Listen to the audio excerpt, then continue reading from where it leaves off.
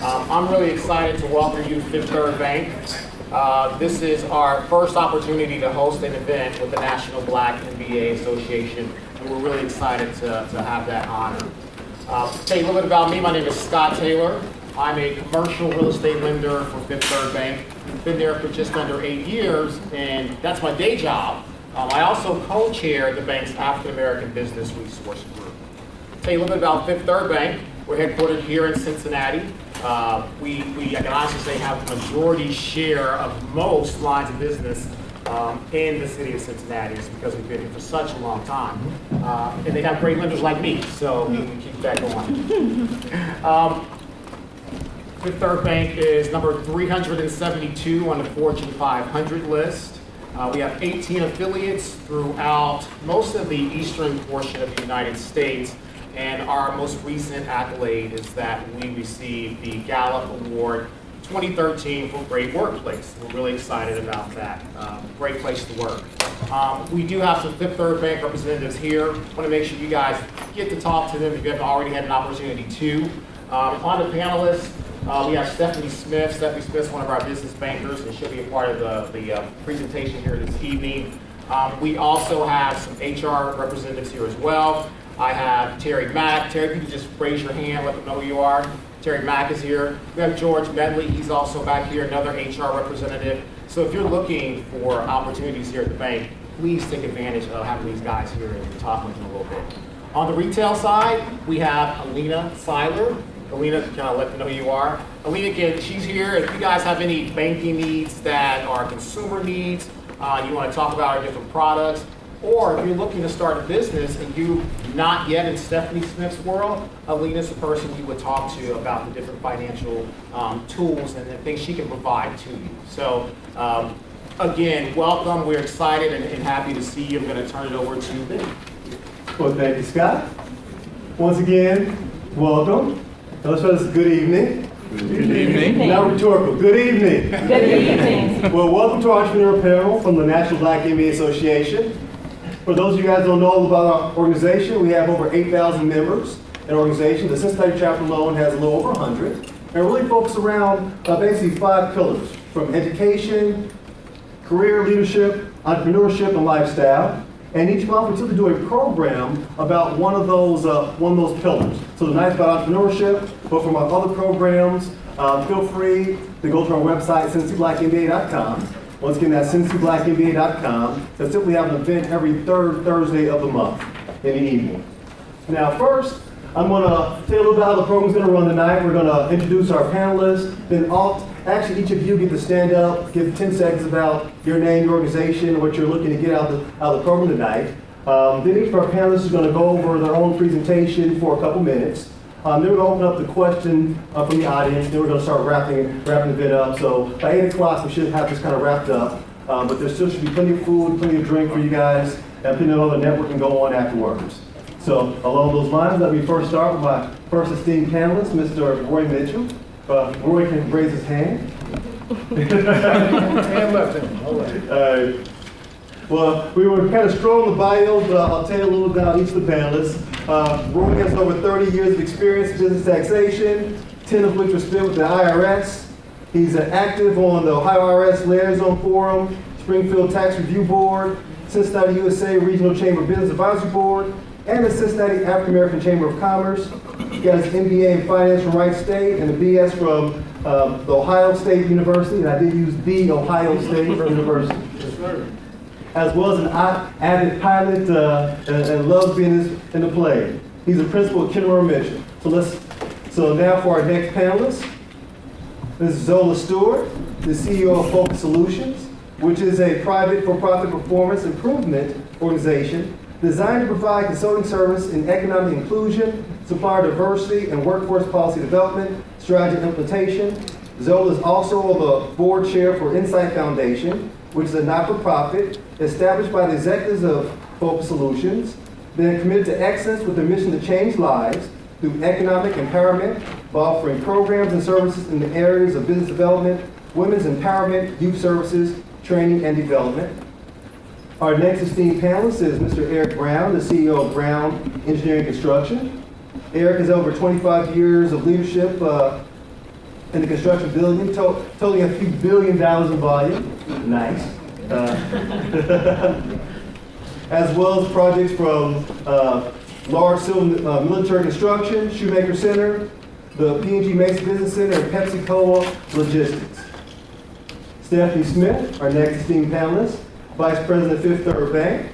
She has over 15 years of experience in the business banking, was a 2007 Commercial Rookie of the Year, 2009 Business Banking Rookie of the Year, and she has her master's in urban planning from the University of Cincinnati, College of DAAP, and a BA from the Wright State University. And our last esteemed panelist, Mr. Rodney Swope. He's director of the Minority Business Accelerator at the Cincinnati, USA Regional Chamber. Rodney is an adjunct professor of economics and management at Indiana Wesley University and serves on various faith-based community boards. Prior to joining the NBA, Rodney worked in supply chain management, P&G, and is the owner of consulting, real estate development, and industrial product companies. He has an MBA from the University of Michigan and his bachelor's in computer science from Western Michigan University. So let's give all our panelists a round of applause. So now we'll actually get started with each of the panelists. Give a little insight about themselves, starting with Mr. Mitchell. Well, thank you, and thanks to the organization for allowing me to be here. I'm trying to decide whether or not I should give you the long version or the short version of the long story. So let me try the in-between version. You heard in the introduction that I came out of the Ohio State University. What you did not hear was that I came out of that university in 1977. So I'm among the oldest person sitting here in this room altogether. In fact, I got my MBA in 1985 before many of you were born. And it was part of creating one of the introductory chapter of the Black MBA Association here in Cincinnati. So this goes back, this goes back, this goes back. But the short version of the story is that after finishing the Ohio State University with a degree in accounting, I found myself working with your favorite agency, the Internal Revenue Service. I was there as an Internal Revenue agent, group manager, and computer audit specialist. Translating that into English means that I spent the bulk of my career auditing small businesses. I was one of those who went out in the field, identified the business owners who had question marks on their tax returns, and tried to decide whether or not those question marks could be justified with adequate documentation. After spending 10 years doing that, I left the Internal Revenue Service and been out here in public practice ever since. Left in 1987, started off with a sole proprietorship as a tax advisor, and then merged that business in 1995 with another CPA, my current partner, Wayne Kunamura. Our practice is focused primarily on individuals like yourselves, what we call closely held businesses. And I distinguish the term closely held businesses to mean that these are businesses with less than 10 owners. Now, if you talk to certain people, they'll say that a small business is anything with less than 500 million. Or some would say small business is anything with less than $1 billion in sales. So rather than getting hung up on that particular item of information, we just say we're here for those closely held businesses where we're dealing directly with the business owners rather than a committee or a group of decision makers.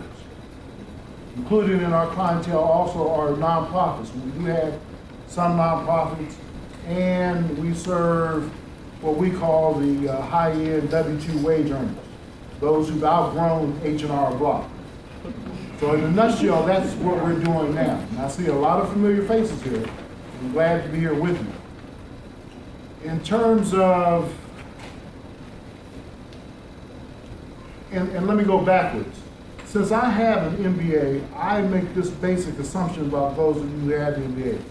That in spite of where you're working, Fifth Third, Children's Hospital, wherever, in spite of those positive relationships you have with those organizations, you really want to be a business owner. You really, really want to be a business owner. So that's the premise that I start with. And then the question becomes, how to best make that transition. Should one sever the ties with the employer and go out fresh? Should they try to transition into business ownership gradually? Well, the answer really depends on your own circumstances. And when we advise clients about going into business, one of the first questions we ask them is, what is it that you want to do? And what benefits are you going to provide to your potential clients? A lot of people talk about business ownership and talk about the services they provide or the products that they sell, and they talk about those features. We try to get business owners to look at the benefits that those products, that those services provide to their customers, to their clients. Focus on the benefits to them rather than one's own skills. But it's not my intention to take up a whole lot of time. I'm hoping we're going to have some dialogue later on. So that's 3 minutes and 47 seconds. And I'll pass on to Joe.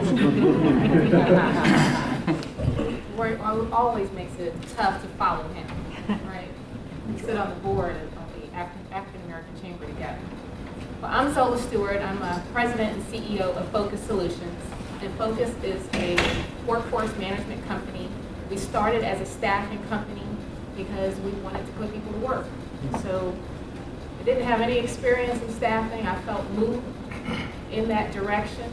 And I worked for the hospital systems, and I managed off-site facilities for about 10 or 12 years and got bored with that. So I was always good at managing other people's business. And I didn't realize that my gift was to be an entrepreneur until I actually was an entrepreneur, right? So I was always the jack of all trades. And as an entrepreneur, you have a lot of those talents. You're good at a number of different things. And a lot of times it's very difficult to hone in on what your niche is when you are a jack of all trades and you're good at a number of different things. One of the things that kept coming out to me throughout my career with the hospital system was the development of people. So my employees always came to me and said, you know, because of you, I'm back in school. Thank you so much. Everyone stayed with me. My retention amongst all my practices was the lowest among anyone else's. So I said, well, maybe that's my gift. Maybe I'm supposed to be doing something with people and helping people get to where they need to be. I have a number of family members in my community.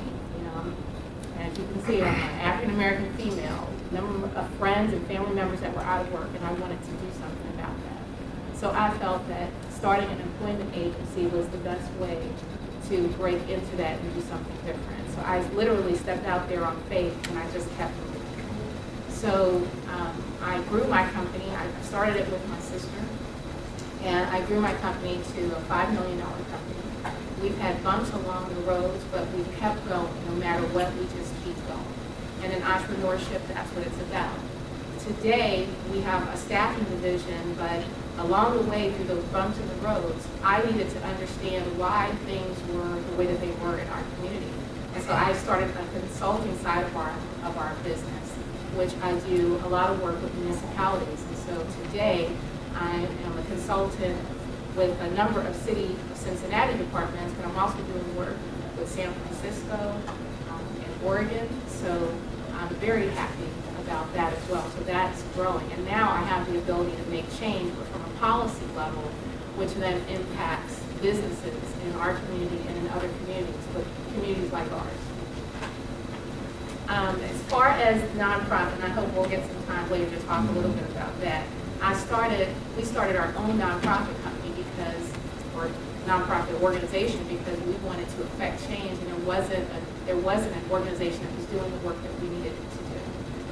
I'm not sure if I would do that again. I think that was a lot of enthusiasm as an entrepreneur. You can just do everything, But we did get it off the ground, but funding and all that is a whole nother animal.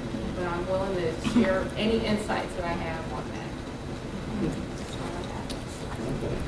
Feel free from the presentation you guys sent to even run through some of those as well too. Oh, I didn't know you had help. I wasn't sure. Follow the board. But of course. If you want first, and Well, of course. so I put this together. One of the things that why? Because honestly, sometimes I need inspiration too. You know, so as I was putting this together, I said, well, why do you do what you do? And there have been times where I thought about not doing this anymore. But the reason I stay is because entrepreneurship allows me the opportunity to feed my passion, fulfill my desires, and really make a difference in the lives of others. And that's what gets me up every morning. And that's what I'm not sure that if I was on someone else's agenda, that they would allow me to go run and do what I believe I'm called to do. So when I'm, paying myself, and it's on me, then I get a chance to do that. And once I've gotten a taste of that, I just don't see me going anywhere else. Okay, This point to me, then I'll take it. So these are the things that I've learned along the way. And I'm not going to read through the whole thing, I never do that. But be bold and confident. So people will tell you that what you're doing doesn't make any sense. Matter of fact, a number of the people on the panel are some of my advisors. And they tell me about some of my harebrained ideas. I listen, but I still have to go with what feels right for me. And I've got to be bold and I've got to be confident about what it is I'm doing. Focus inward. So these are things that I've really learned over the course of the past 8 to 9 years I've been in business. So the right advice is always cost effective. Pay your lawyers and your accountants. Don't let your niece, your auntie, or somebody come in and do stuff for you. Pay the right folks, right?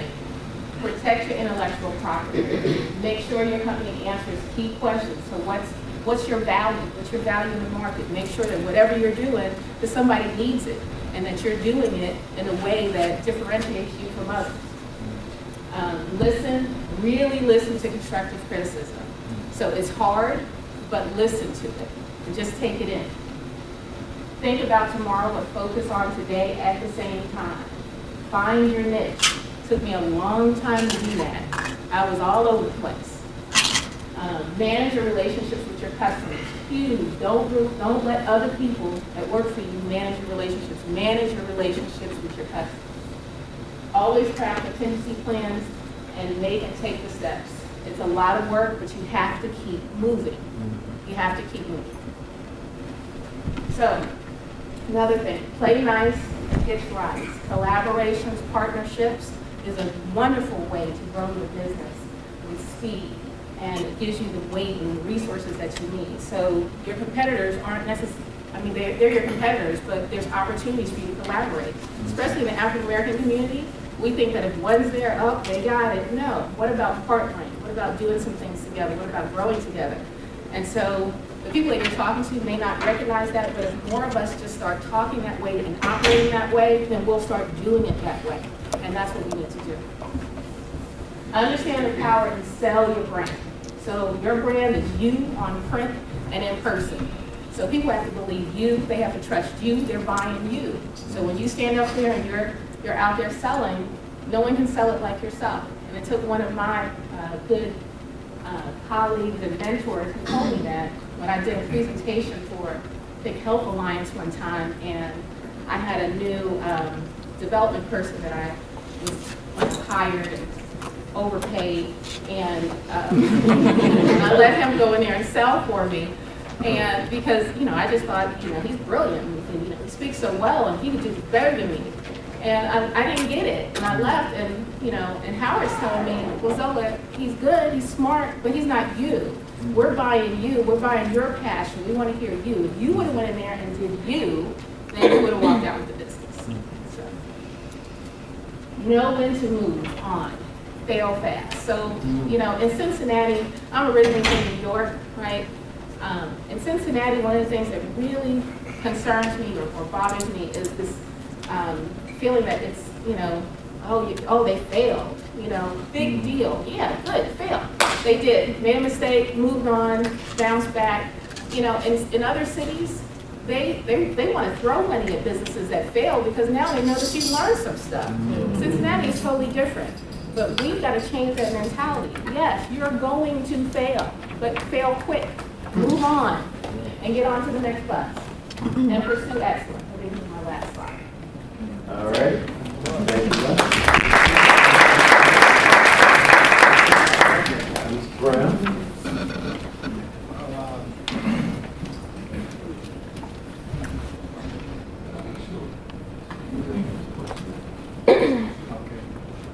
Well, I wasn't quite sure what we were going to talk about today, so what I'm here to do today is sell a construction company. Hopefully, tell about how you got started and keep learning. Yeah, keep selling. I thought it was going to be part of the question and answer, but along the way, I'll do that. When I was born, no. Go back one slide. All right, well, I'm Eric Brown. I'm president of Brown Engineering and Construction Services. I am almost as old as this man. Almost. I started my company in 1995. I'm a graduate of the University of Tennessee in 85. I started my company in 1995. I worked for 10 years, basically with Corps of Engineers, which is a civil engineering company for the government, and then for a private consulting firm that does similar to what I do now for about 7 years. And then in 1995, I stepped out with, I'm an Omega, right? Stepped out with 4 of my brothers, and we started the company. Prior to that, when we were working, what was happening in the city of Cincinnati was there was a lot of investment to build capacity in the minority construction community. And they were doing that by creating partnerships between majority and minority firms, so they can do larger projects. What we found, my partners and I, was every time there was a large project, one of us was on that project. So what we decided to do was to combine our experience and be able to offer a depth of experience as a result of working on very, very large projects in the city. So as in my career, I was one of the engineers that built the first Shoemaker Center, one of the engineers that built Juvenile Hall, the Aronoff Center. My other partners did the train station, terminal, and at the time was the first convention center. So we thought that by bringing in the experience that we had, we can have a great resume and set. The first year was very interesting. It was terrible. What we learned was that we had 5 chiefs and no Indians. Everybody was the president. Nobody was listening to anybody. So we made no money. The way we financed our business initially was basically 2 of us stepped out to run the company. The other 3 were working, and the ones that were working were making the investments that allowed us to be able to basically grow the business, invest that into things like marketing materials and things like that. So we did that for about 3 years. After 3 years, we landed our first project. Let's go to my next slide.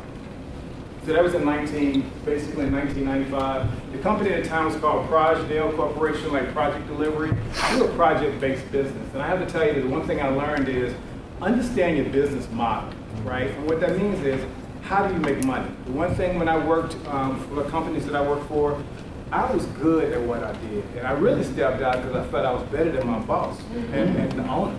Honestly, he was slowing me down. Today, he's a billionaire.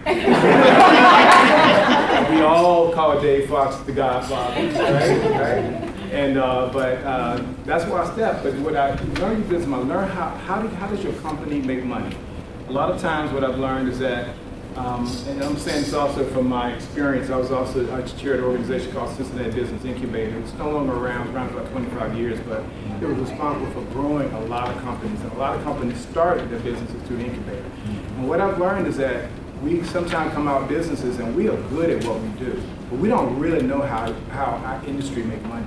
We don't know how they solicit customers. We don't know how they retain them. We don't really know how they make the investments of money, how they make the money grow. So we come out and we sell in our ability to do the work, to make the widget, but we don't know how to make the money.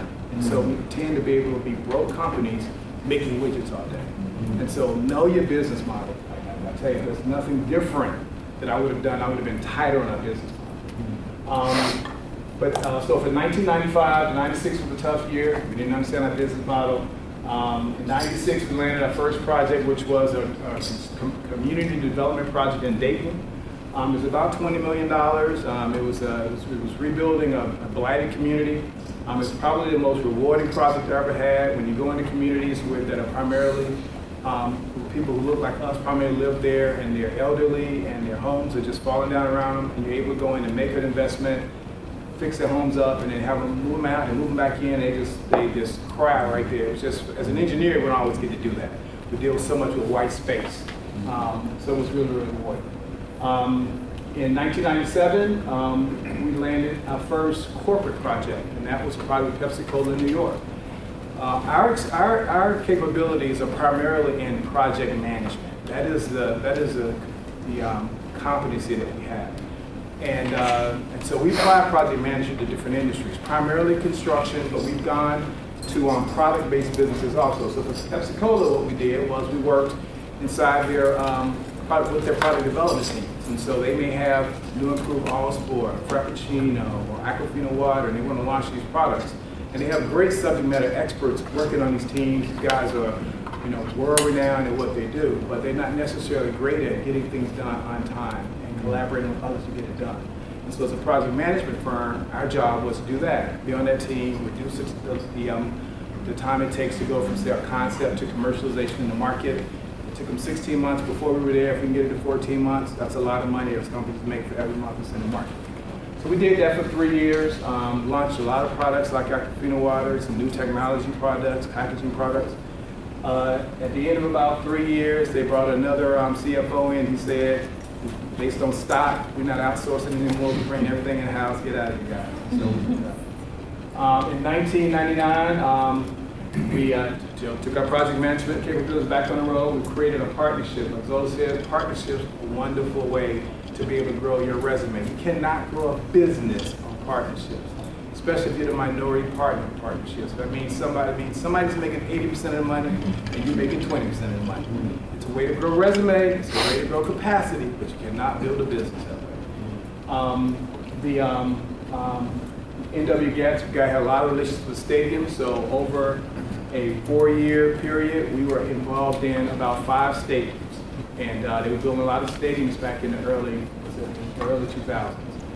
So the Cincinnati Red Stadium, we were at Ballpark, we were project managers on it. Also Heinz Field, the Arizona Cardinals Stadium, the training facility for the Miami Dolphins. And again, we took our skills at project management. Our job generally on projects like that, our role, when you do mega projects, there's a lot of companies involved. And so our role is primarily to work as an owner's representative. And our job is to manage architects, manage builders, and make sure that, and help them negotiate contracts, and then make sure that technically they're executing the projects in a way that keep everybody safe, gets the project done on time and within budget. So, am I too long? hey, since we have limited time, just is there another a quick learn you want to share? Yeah, let me do that. All right, so all right, so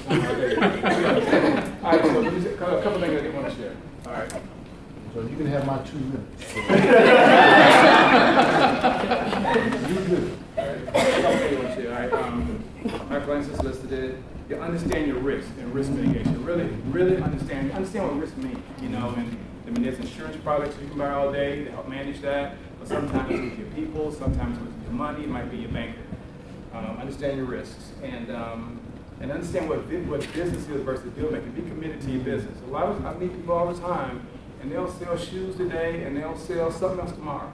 They're always changing. They're not committed to anything. They're just committed to making money. Have a business and be committed to that business. All right.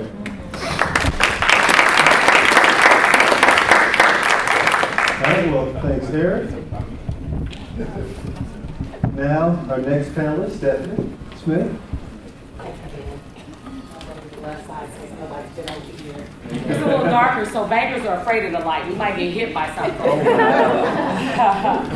I have to say that I started my career with Fifth Third Bank in 1989, recruited out of the insurance industry as an underwriter because we were having the same issues then that we're having now.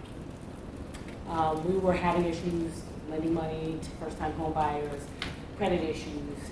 They gave me a phone and they said, Stephanie, help us establish a program. That's when I thought Fannie Mae and Freddie Mac were people. I was like, hello, Fannie, it's Stephanie. You turned down, you declined. So I worked very closely with our executive team to develop a program called the Good Neighbor Program. I took it out to every community center, every YMCA, and after being 10 years out of my career, when I came back, that product had done $20,000 in the bank. I was the first African American in Fifth Third's annual report in 1991 for that product. that I was able to help develop. So I go away, come back in 2002, and to be honest with you, nothing's changed. There are no more businesses than there were then. There are no more, there's no more partnerships like they were. There was I was a founding member of the Urban Bankers Association in 1991. Remember that, Roy? It's gone. So I came back and I was the first program officer for Fifth Third Bank in 2002, and I was responsible to help them grant $30 million to all the not-for-profits that you see. I felt like a politician. I looked over in the commercial group, and my whole passion, I have two things that I care about. Education. My father was an educator. And access to capital. Those are the two things I care about. The rest can be done by everybody else in this room. So when I came back, I looked over on the commercial side. There are no black anybody. First of all, I'd like to thank Lula. I was going to introduce you. She came here with short notice, so please take her card. She's a small business owner. She's done a great job for her. We called a lot of people, and she was able to put together that spread in 48 hours. We recognize all small business. So I looked over there at the commercial side. There's not even a black assistant. But they come out with Crystal. Now, if you look at me, you know I like jewelry. I was like, dang, they got water from Crystal. They got their name etched on stuff. They walk around in expensive outfits. And they've got all the swagger in the bank, and they've got all the money. And I realized that if I wanted to make grants, and I'm proud that I made the largest grant to Cincinnati State for a daycare program for women because I adopted kids that had ever been made in Fifth Third Bank's history. $250,000. But that's not enough money. That's $250,000 to one institution. If I can help business owners, that's limitless. So I looked over there and I said, I want to do that. And I'm going to tell you, when you endeavor to do something that's different, expect resistance. They're not going to give it to you. They're going to challenge you. They were like, what do you want to come over here for? I was like, the money. Do I look crazy? I interviewed with, out of the 5 people I interviewed with, it was 4 white men and 1 white woman. And she's over there. I gave her Lulu's card tonight. She's still an advocate of mine, and she's a senior vice president right now. So you need advocates. You need somebody who's got your back. You can tell your story, but you need somebody to go on LinkedIn and support it. So I did a hard press, got into the commercial group, no training program for the guys back there in Fifth Third. There was nothing. There was no commercial associates program, nothing. And I was the first black woman in their history, and the second black person in commercial ever, in over 150 plus years. I did Moody's training, Moody's Standard & Poor's. I got it with the stink eye. Don't be afraid for people to hate you. You need to convince them with your work ethic. I didn't talk. I went in there dressed, I had my shawl on, bells dinging. I'm looking at the credit officer. He's like, what? He looks like Gomer Powell. High and tight. He was like, he looked at me. He was like, what do you want? He said, what do you want here? And I said, I need to be able to take the financial wheels off that car and put them back on. And guess what? When I left there, sorry not to joke me, he gave me the highest recommendation that he had ever given anyone to my manager when I would go take over a portfolio. He said, she can do it. He never gave anybody a compliment. So I go out to the commercial guy. Can't talk to him for 6 months. He's an asshole. He's like, what are you doing in front of me? And he was demanding. Do not be afraid of a person who's demanding.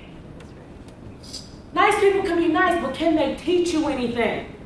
He had the largest portfolio at Fifth Third Bank.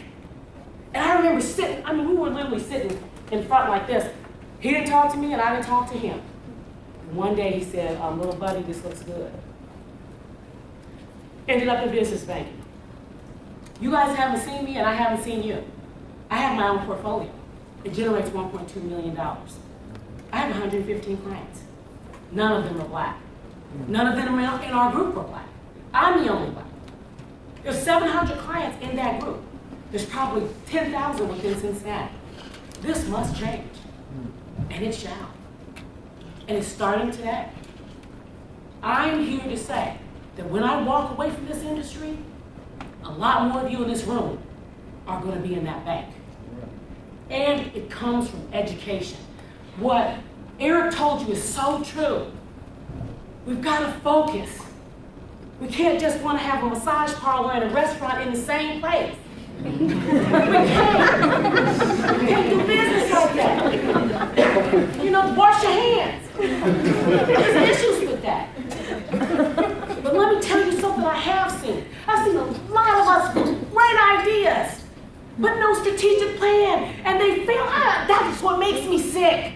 And then those ideas are stolen because we didn't have a business plan, we didn't have a marketing plan, we didn't have a strategy, we didn't have 3-year performer and projection. I got it now. You need to know me. Because whether you bank with Fifth Third Bank or not, I'm here to tell you, I will help you. I have stood behind the scenes to master something, to see to it that when you guys have questions, you need a banker. You need them before you get to the bank. Don't go into these institutions with pulling your stuff out your shopping cart. Our stuff is falling out. Go to somebody like me and say, what do I need to do? The credit scores are 680. Credit scores were an issue. I did some of the first home ownership workshops that were done in the city. And I had TransUnion do Fifth Third's power in the marketplace come and pull people's credit reports. We need to work on that again. And I'm here to partner with anybody who wants to help us move forward in that area. However, I cannot help you move if you don't have a mind to move. I'll leave you with this from one of my clients. I said, how do you deal with your business? You own several businesses, you know, you're 62 years old, what's your advice? And let me tell you what he told me. He said, Stephanie, I don't work with anyone who won't take my advice. I've spent a lifetime in this industry. I know stuff. I can help you. We can work together. But when it comes to banking, what I tell you will probably be true in most institutions. That's it.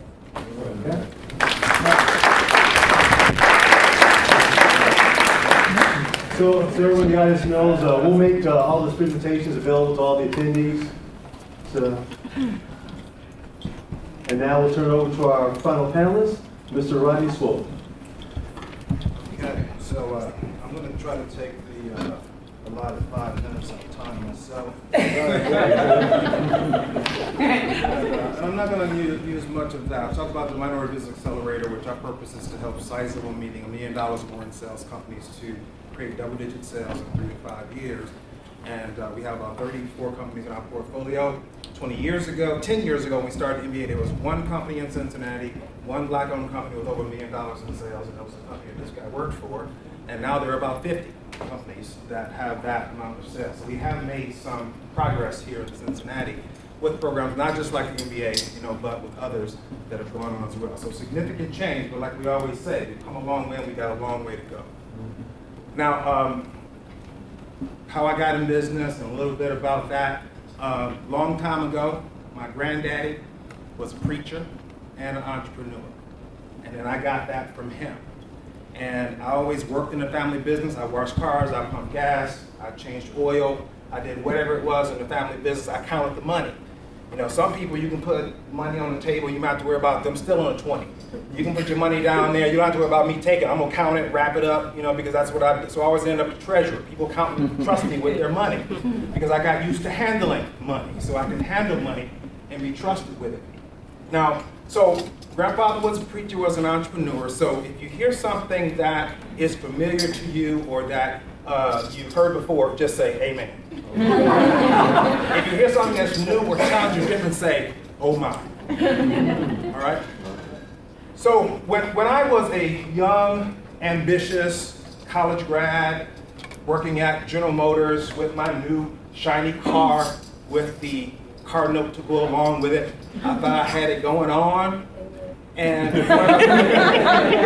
one of the guys that I worked in the General Motors plant, and all the guys that worked for me were my dad's age. And so they taught me a lot when I would listen. And one of them asked me one time, he said, I bet your net worth isn't $5,000. I said, yeah, it is. What is net worth? And I didn't have a clue what net, and I went and found out what it was and found out he was right. I didn't have much of any, it might have been negative at the time, because I had stuff, but I owed people more stuff than I had. So I began to look at investment. I began to understand about financing. I began to understand about how to buy things, and I bought my first, not only a house, I bought a duplex when I was just graduating from college.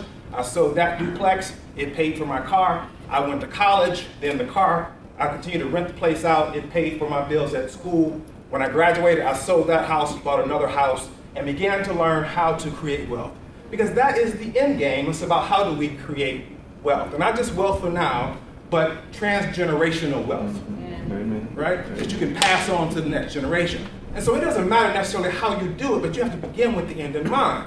If you got a good high-paying job, keep it until you get another one that pays more, okay? If you want to be in entrepreneurship, remember this, the most important, the quintessential element to an entrepreneur's success is one thing. Anybody want to guess what it is? Yell it out. Money.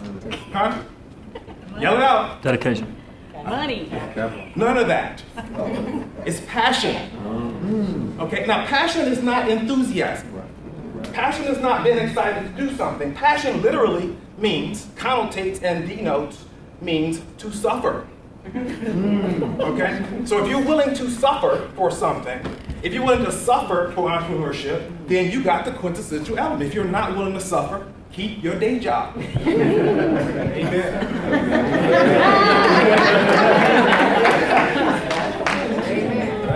Okay, now, so because the end game is creating wealth, it doesn't matter how you do it. It might matter when you do it. When you're early in your career, you can take more risks.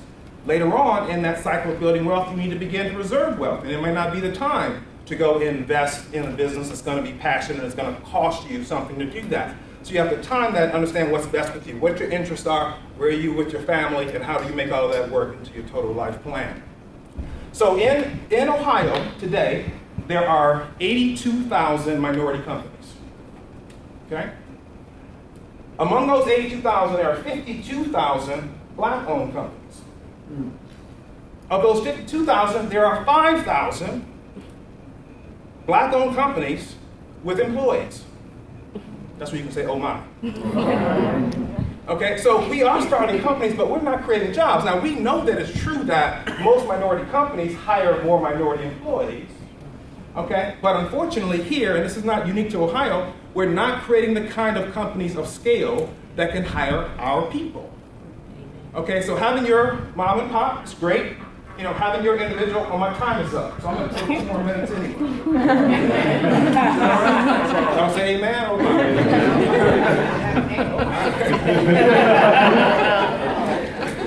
Okay, so we must work at creating more and larger minority-owned companies to hire more of our own people.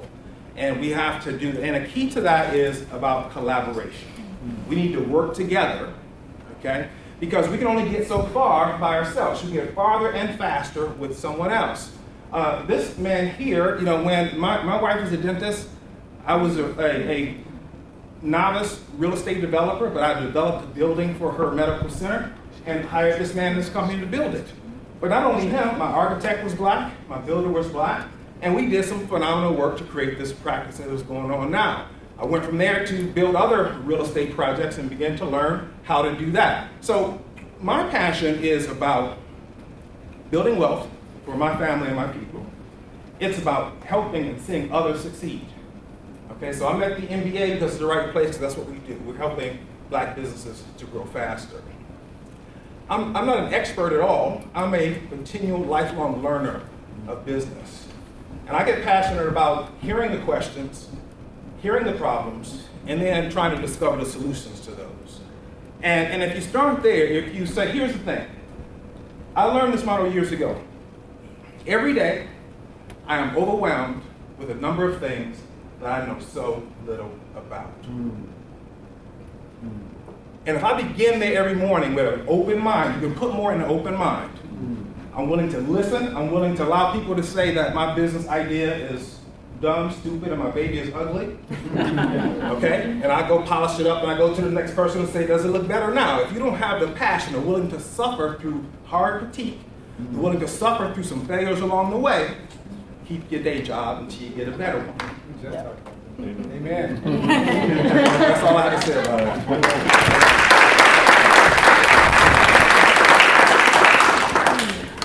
All right. Now we're going to open up the questions from the audience, so feel free to ask away.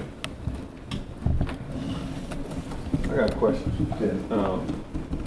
I recently, again, Eric Thompson, I recently bought a business, and I've worked in the insurance industry for a long time. It'll be 19 years this October. I've been an underwriter, claim representative, agency trainer, and but I've always had the entrepreneurial spirit, and I've always been looking the entire time. Since I've gotten on this side of the business, I've realized that there's a lot of opportunity in the insurance industry, and it's a great industry to be in. There's not very many of us. So even though I'm just now getting started, you know, I'm dreaming big, I'm thinking big. I have the ability through my company to own multiple locations. I also have the ability to own subsidiary companies that are closely aligned with insurance, whether it's real estate. I've even recently heard about risk management consulting that just recently introduced to me. So when I got the invitation, what I was thinking is, how do I position myself, being new to business, with my financial institutions, to where when those opportunities come, that I'm able to jump on, to create that transgenerational wealth, to have those multiple streams coming in.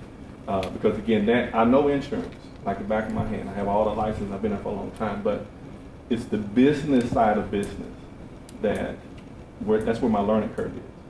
So, you know, knowing that I need to learn that part of the management of the people, the payroll, the taxes, all of that stuff, to position myself to where I'm doing the things right now, so that I can put myself in a position that whenever an opportunity comes, I can go to my banker and say, look, this is what I need, and there's no questions about it. So your question to the panelists is how they recommend you potentially position yourself? Absolutely. Okay.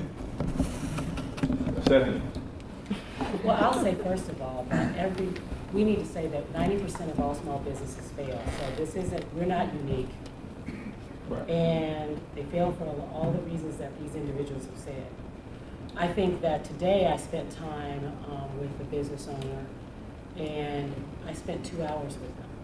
Not talking about where he is, talking about where he is and where he wants to be. And to me, as a small business owner, you guys are charged with a lot of responsibilities. And you're right, you're an expert in insurance, and you gotta go sell, you gotta be everything. You gotta be the accountant, you gotta be the salesperson, you're HR. I mean, you're everything. And to be quite honest, if your banker isn't bringing you advice and tips and resources, then anybody should be your bank. And I say that across the board. The thing that separates me, I've done acquisitions, mergers. My clients invite me to the table. I've got some Fast 55 companies. What I'm saying is, if your banker isn't able to sit down with you, bring resources to help you, payroll, to bring people like Roy, we put out referrals to people and say, hey, I know a good accountant. Every accountant isn't equal like every banker isn't equal. So you need a team of people around you that are bringing you resources, because your expertise is insurance. Mine is in banking.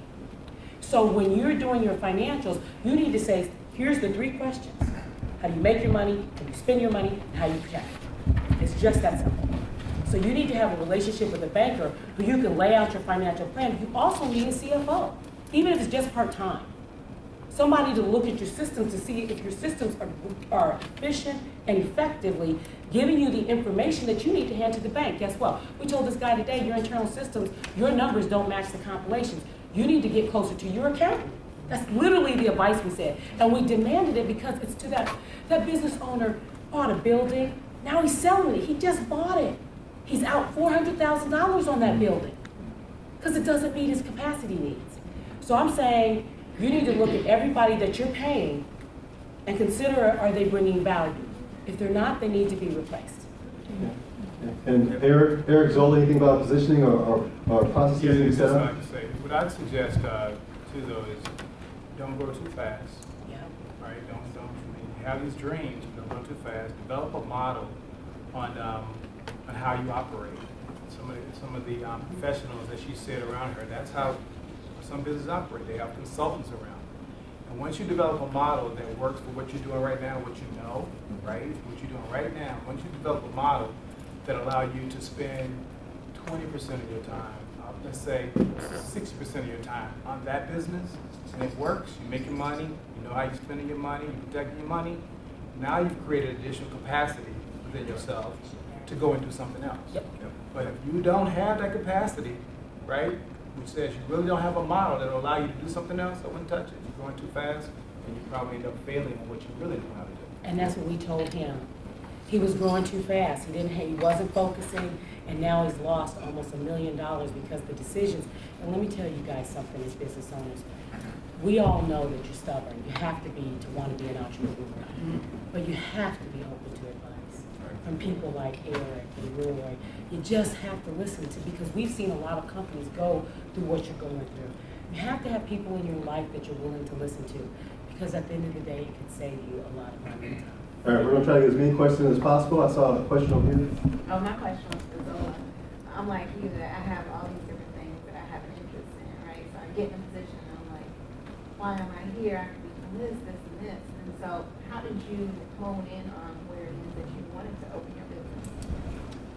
I started looking at what made me happy, right? So what I was really good at, right? So what are the things that, you know, excite me that I can really get into?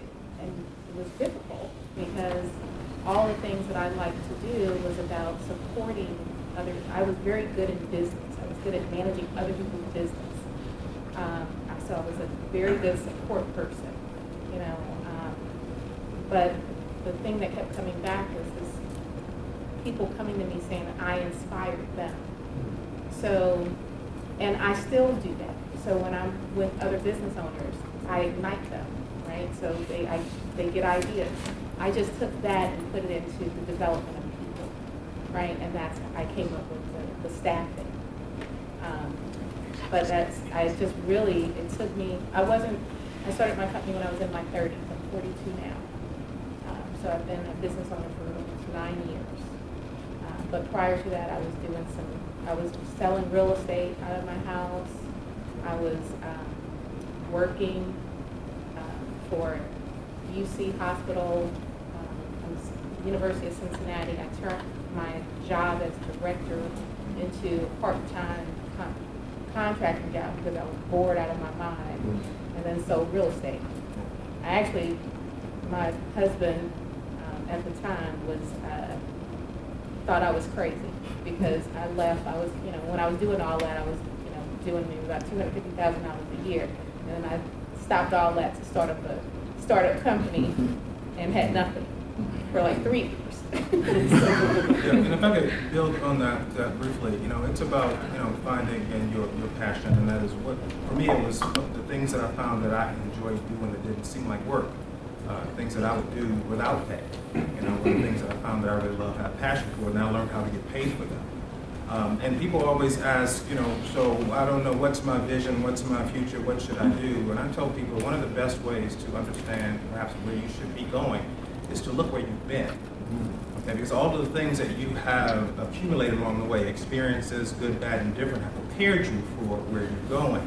And so one of my Bible verses that I know, you know, like my mama's phone number, you know, is Romans 8:28. It says, all things work together for good of those who love the Lord and call them to his purpose. So all of the things add up to point you where you should go. And so you don't want to discard those things because they're helpful to tell you where you should be going. Okay, so another question? Yeah. Mahadi Wade. The question I have, and again, I understand is becoming an entrepreneur, one of the things that you do have to cut is the TV. I heard someone call it the income reducer. And in fact, I'm just down to one show, and I'm forced to watch that show. Yeah, and that's Love and Hip Hop on Monday night. My wife forces me to watch that. But I just want to know, can you guys give me some reading material? I'm reading a book called Risky is the New Safe by Randy Gage and The Unemployed Millionaire. So what reading materials would you suggest? The E-Myth. Michael Gerber. It's a good book. Read Rich Dad, Poor Dad. Read Built to Last, Discover Your Strengths. And the other book by Gallup that's like that.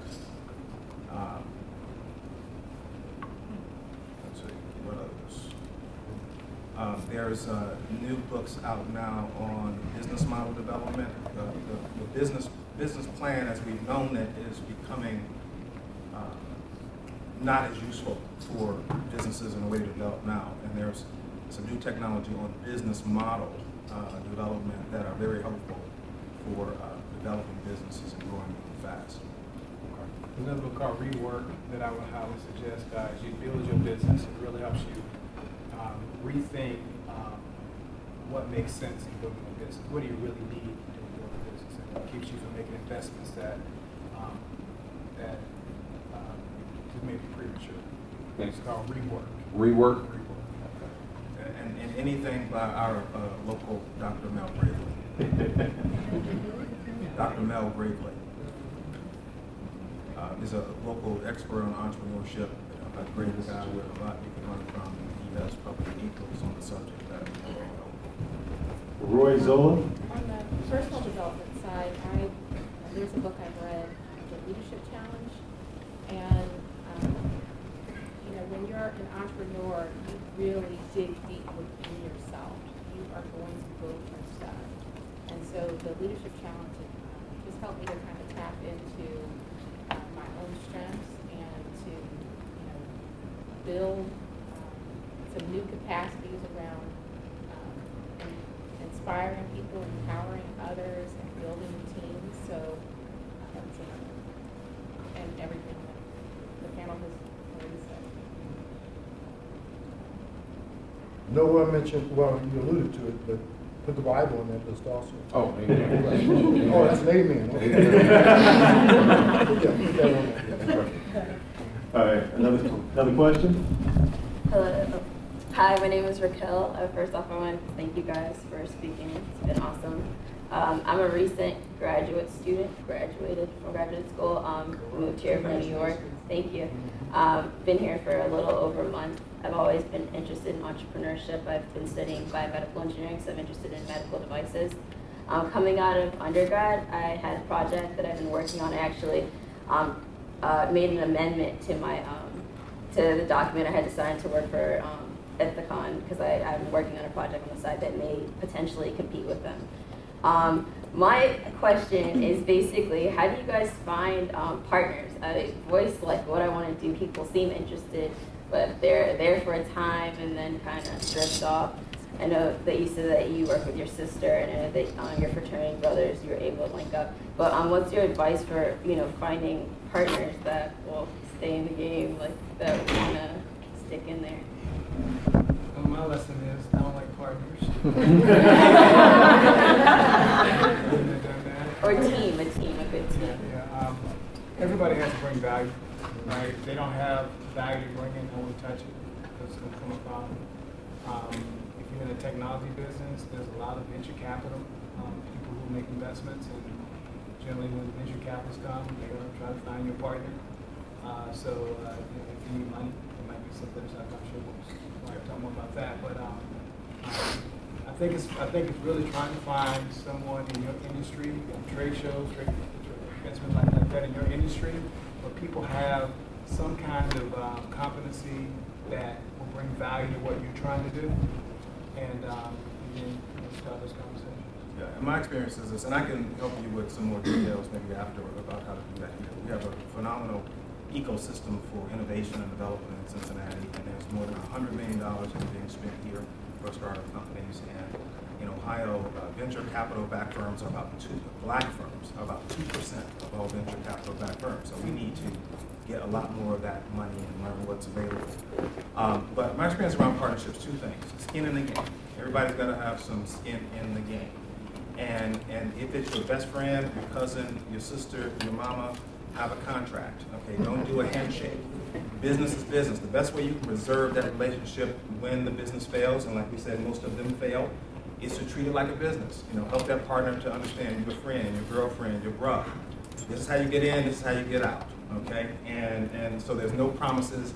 And I've done it a few times, and even with businesses that have failed, and the relationship are still great.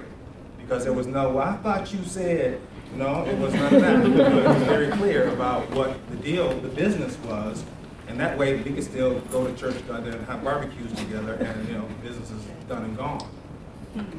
I think that what I would say with HR here, so you guys might have to put earmuffs on, is that there's a difference, in my opinion, watching the market and the way that men do business and the way that women do. And since I also have a passion for women, and I have 4 brothers, I'll tell you I learned some of the greatest lessons from my brothers, and a lot of these gentlemen know who they are. That is, you get knocked down and you get back up. I mean, and so as women, we have to learn to create partnerships that don't feel social needs, but they are business purposes. I talk to a lot of women business owners, and the first thing they say is that they want to start for not-for-profit. I say, well, I can't help you with that, because you have to have profits for a not-for-profit. See, Oprah started a business, and then she had philanthropy. So I think that we as women have to begin to look at business differently. And you know, we could cross-pollinate, I'm saying, but also be careful with what you're doing with that economy. My expert is there. Be careful that you don't step on intellectual property. I will give you that as a little warning. Actually, Stephanie alluded to it earlier when she talked about looking at your competition as your potential collaborators. So you don't have to go straight into the relationship as partner. The relationship with your competitor might be find out what their strengths are, what their weaknesses are, and are there areas where we can collaborate. And that could potentially grow into a strategic alliance, which could grow into a partnership. But take a look at what your competition is doing. So one clarification, I had the project beforehand, and then I just happened to work for a company that had something similar. So since I already had the project, I wanted to make sure that they knew that I had it and that I wasn't breaching any of their intellectual property. So I did that document. That's At Fifth Third Bank, one of the guys told me, he said, Stephanie, one of our senior vice presidents, he said, there are guys here, I can't stand them. He said, we duke it out from 8 to 5, and they go out after 5 to drinks. Keep business business. Well, time is of the essence. I mean, good ideas are not given to singular individuals. It's about who can get there first. And so, you know, if you don't have a registered patent at this point, you know, then you're at risk of someone else could already be doing it. And the law just changed around patents. It's not about who has the first DR anymore. It's about who filed first. So you need to figure out if this is the right time for you to get that going. So to piggyback on this collaboration, my business has grown through collaborating with competitors, so it's a great strategy. My name is Stephanie, and my question is for Stephanie. Can you help me understand how I can identify the characteristics of a good banker? Is the first part of the question, and then the second part is, do you think it makes a difference whether or not I need to identify a banker that's in the community where the business will be, so that there's sort of an interest on both sides? It's a great question, and both are important. Alina and I work together. She is a financial center manager in Wyoming. I have clients in Wyoming from a business banking perspective. She and I have done calls together. So you need to know those people when you're coming in with your checks, because sometimes they ask you for 16 IDs. So you need to develop a relationship. So yes, you need it in the community, and you need a good banker. What's the sign of a good banker? The person that has as much passion about your business as you do. They better care. Right. Because when I go to get access to capital for my clients, they're not there. Who has to know their business? I take walks with them. We go out together. We have drinks together. And I become their advocate. And you don't need an advocate until you're in trouble.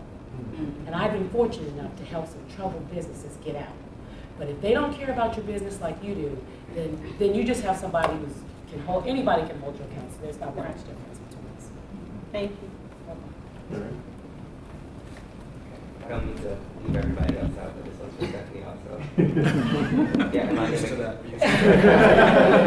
Guess what? These are some of my advice. I have a team full of guys out there that help me. So, yes. And my name again is Sheldon Winship. Okay, Sheldon. And so I've never talked to a banker about entrepreneurship or small businesses or anything, but through school, all of my teachers in the classes that I've taken always said, when it comes to starting a business, stay away from bankers when you're trying to get those initial funds for starting your business. Go after those like angel donors and for venture capitalists and things like that to get that get that money to get started. So what would you say to my professors? What I would say is that they're just reading books. And they said if you can't do it, then you're trying to teach it. You need to get some mentors like these gentlemen up here. You need somebody like Eric Brown on your team. I have Willie Carden, Mitchell Livingston, some of the top men in this city are on my team. And I go to lunch with them because unfortunately there's not a lot of black women. How many times have we had lunch, Roy? You need to get a group of, you need someone to mentor you. If you're a business owner in a business, get a mentor. Get somebody give you some good advice and say, no, son. Or somebody who may have an opportunity. Guess what? I send people's resumes around Fifth Third. Scott does too, I'm sure. I mean, while people are walking by us, we're kind of a little bit important.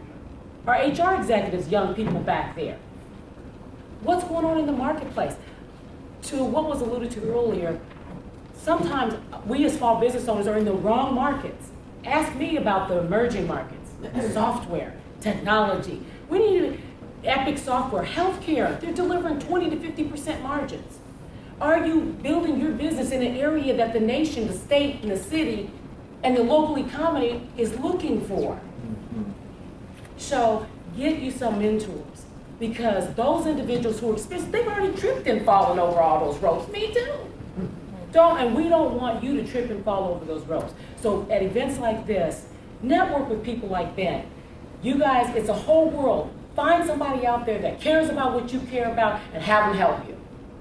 That's my advice. So Sheldon, possibly what the professors are trying to share with you is that if you need money to get your business started, Stephanie, as great as she is, she's going to hesitate. You come to her and say, look, I have a need for $100,000. Can you help me? She's going to say, where's your collateral? Where's your cash flow? Where's your credit score? If that hasn't been established, she's going to say no. So probably what your professor is trying to suggest to you is that there are, typically for startup businesses, need to have other sources of funding to get started. The only thing I would add to that is having spent a lifetime in this bank, the reason we're not getting ahead because other people your age have parents that have money, you don't. So yes, I will talk to you. That's the difference. But too often, entrepreneurs, our folks do this in particular, and they want to start a business, and they say, well, I need to get a building, and I need to get this. And I'm like, no, you want to have ice cream, make a few cones, go out there and see if you can sell a couple. Don't go buy, build anything. So part of maybe what the professor was selling, getting financing is not the first thing to do. The first thing is get your idea, get some customer feedback, and find out if somebody want to buy what you're selling. And try to do that as inexpensively as possible. And once you get customers, then banks are willing to talk. You mean you sold 10 million? How many did you sell? So All right, then they want to talk. Then they're knocking on your door. Can I talk to you? But we're a relationship business, so we can do business with whoever we want to.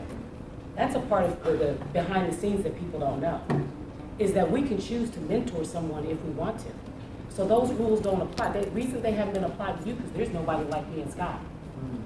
But other folks are mentoring people on the golf course. They're having a caddy and every other thing. You all get Alina's card. We're different. Yes, I will, because you could be my son and you could be my daughter. So guess what? I have built a career so that I can spend time with you. And yes, I can. I can spend time with people. I have to be honest with you. That is a little bit of a misnomer, because banking, and Scott knows, all of his clients, all of his big clients, all those names at Cincinnati, they're all related. The Castellinis, all those people working in banking. Why? Because they've been raised up on it. We haven't had people in banking that we can say go to the next door neighbor and talk to them.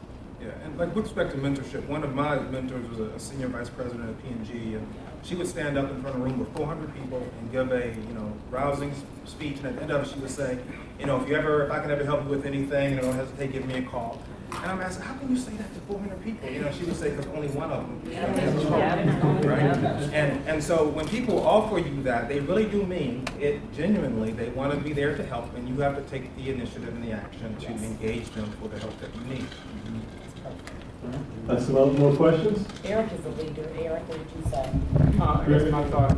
Okay, I'm sorry. I guess my thought was thinking back to the guy who's working for a guy named Dave Fox. He's a billionaire, but he is my mentor. And he really is. And one of the things Dave told me, and I always told him I wanted to go into business, but it was always prepare yourself. Prepare yourself credit-wise, prepare yourself financially, prepare your family, your children, kids. because the commitment to be in business and start a company, buy a company if you can, but the commitment to start something up, it's a huge commitment. It's going to take away from a lot of the time places in your life. And so you may have to go to alternative financing just because you hadn't prepared yourself. So you have the opportunity now to prepare yourself. And what Zola has done is phenomenal. I want to sit here and tell you that what she has done is rare. So she should be somebody, along with these other panel members, that you need to talk to. All right. Craig? I wonder, how has the regulatory environment changed over the years from, say, the 80s and 90s to now? Has it changed since President Obama's been in office? Is it easier for you? Is it more difficult? Yeah, absolutely. Roy, you're an accountant too. You see I'm running from that. I'm like, Right. And I noticed your eyes went straight to Stephanie. Regulatory, you hear that term, we think banking. But yeah. regulatory outside of banking, Say the tax Small laws. Business Administration, did they play a large role in your That's a startup good question. today, driving your business? We're really looking at the SBA now. I'll take that question. You are absolutely right, on fire. Dodd-Frank is going to ruin this nation. It really is. The things that are there are going to do major damage to the ability of small businesses to borrow. Explain Dodd-Frank. This is what I read because I don't watch TV. So you didn't hear me talk about books. But it's a long conversation. But the implications of January 2015 means that for every dollar that's borrowed over a scaled up period, banks will have to have that liquidity. So basically everything will be cash secured. Fifth Third is considered the 7th strongest financial institution in the world by Bloomberg Market Magazine 5/2011, and the only U.S. bank in the top 10. Because of our capitalization, that means what percentage of our loans could we pay off out of our portfolio? That's 39% with cash. That's huge. The liquidity measurements from Dodd-Frank for the top 25 banks are stepping it up to 50, 60, 70, 80, 90, 100%. That means you have to, for every dollar the banks lend, they have to have a dollar in the bank. It's unrealistic. That's just a part of it. It goes on with the Volcker Act and Basel III, but that's just, yes, regulations have changed How everything. about Obamacare? Would that help or hurt your businesses? Yes, it already has. Yes, it has. Well, I beg to differ. That's all small businesses. Yeah, so I don't know if we can do it, but the Affordable Care Act, will in fact, and it already has begun to lower premiums in many of the states that have already done that. And the difference is whether or not if you're a company who doesn't provide health insurance and you're going to be required to, then that's a business crisis, for your company. If you're a good company that already provides insurance, it's going to help your company. So I encourage all of you to understand that there is so much misinformation about it that a cursory look on the ACA website, and you can get some of those questions answered, so that you can kind of diffuse fact from fiction. It's 25,000 pages. Fifth Third is Let's do we'll do one more question so before we start wrapping up. And I was told there's a question in the back of the I want to make a pantry. comment on that though. On that Obamacare. That's a good question because I have as much as 44 people in my company, consultants in my company. I'm down by 25, and but our strategy has always been to provide excellent health care, excellent benefits. We have to compete with very large firms for that talent. And so as of day one, we've always had immaculate insurance. And so Obama, for me, I have about 90% in my company. It has no impact. Matter of fact, I think I'm going to make money as a result of that. Okay, so let's take this one last question back there, then we'll start closing it out. Okay, I'm Michael Bobo. My company is a media company, and it's kind of unheard of in Cincinnati. I recently moved from New York, and I do television and film. And what I want to do is build a studio here in Cincinnati and do some things in Cincinnati around that market, because of the Cincinnati Film Commission is trying to do a lot more things here in Cincinnati. But you spoke about alternative funding. Can you give a little more information, because I'm really in the development stages of my business. First thing you said, you got my attention, you said build a studio. Okay, use somebody else's studio and find some customers. All right, so that's the first thing you can do differently. That's the way to finance. The best way to finance your company is with customers. Is the best way to finance your company. Okay, so get customers, get money, and then start to buy and build stuff. Okay, now, there's friends and family financing. Okay, friends and family financing is not find the two people who might have money and ask them to make a tough decision for you. That's crowdfunding that's available, which is an automated version of friends and family financing that can be used. You know, using the equity that you have in your home and those kinds of things, given that you've assessed the family wealth and plan. And all those things are alternative financing. When we talk about venture capital stuff, which we probably need to do that at a separate time, it's out there, it's very expensive, okay? It also is selling away your future. You know, every venture-backed firm is intended to be sold. Not intended that you can run it forever. It's intended to get a certain value, to be sold and kick you out, just like they did the dude from Men's Warehouse and all of that. All right, so that's the way it's intended to work. Okay? Also, take your idea, build your company in a way that there are other companies that are more established than you that want that product. They want to be able to have that. You're going to bring that model already to them, and they'll finance it. They don't have to build it. You already have it. All right, so you don't have to necessarily build it and then finance everything you do. You just got to have the right model that you can take to an organization, find an organization that wants to be able to build up with it. So. Okay, so that's our last question from the audience. You can still touch base with some of the panelists after this, but let's all give them a round of applause.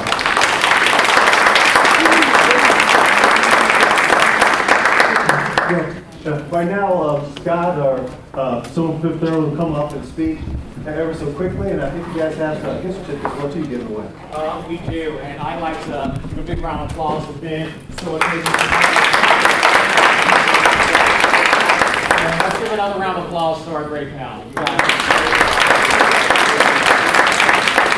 Again, thank you for coming. We were happy to be part of this event, our first event again with the National Black MBA Association. So we're very happy that you guys joined us for this. We will have some time afterwards if you want to hang around and network with others. No one else is coming into this room tonight, so we're all good. And let's thank our caterer again. We appreciate what you've done. One last item, restrooms. If you want to hang around network, you may want to go to the restroom, out the door to the right, okay? So again, thank you very much. All right. And now to close out our program, we'll bring up our president, Brandon Williams. I'll call.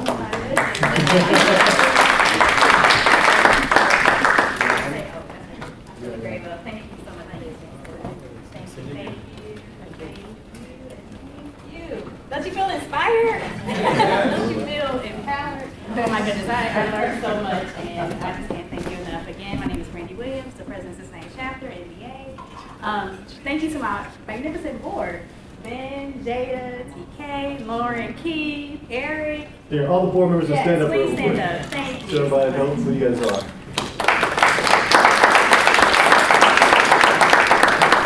Okay. There are so many opportunities for those who are not members of the National Black MBA. There are benefits with being a member. First of all, the National Conference is coming up in Houston, September 10th to the 14th. If you're a member, you get discounts in attending the conference. Is a great opportunity. The biggest career fair for African American MBAs or those who are aspiring to become MBAs. So definitely, you got a magazine. Make sure you check this out. If you become a member and join our board, we always need the help to put these things together. There's no way we can do it alone. So if you want to get information about becoming a part of our board, see one of us with our new badges. Jada is the VP of our Leaders of Tomorrow program. So if you have a desire to reach out to the youth, Leaders of Tomorrow is our mentoring program for high school kids, 9th through 12th grade, to help them to get better grades, go to college, become MBAs, become entrepreneurs. So see Jada for information about that. Oh, our next event, Black Family Reunion. We're going to be at Booth 25. So please stop by and see us. We'll have some free giveaways and more information about our organization. Okay, the big thing. We have just a small token of our appreciation for our panelists. So as a way of saying thank you. Thank you. If you want. They know when Well, won't we Get some more crystal. I love it. Yeah. This is my type of present. Thank you. Just a small token of our appreciation. We got some information, so it's a way of saying thank you. So you can put on your list. Yeah, it has our logo on it. You can think about us all year long. And last but not least, I'm not sure if you all saw the table back there. We do have information for our entrepreneurs in the room. People put information about their businesses, business cards. So please go back there and grab information about the businesses that are in here in the room. You never know who the next billionaire might be, so good to know right now. So again, thank you so much, and really appreciate your support. Thank you. Before we wrap up today, if the panelists go around just one more time, just offer one thing they would want for us to walk out into, what would that one thing be? Understand the power that is within you. You can do all things.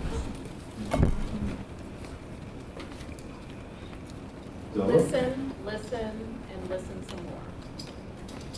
Learn how money is made in this business you're going to start. Believe in yourself and what you do. The creator of the universe said, remember, I have given you the power to obtain wealth. All right.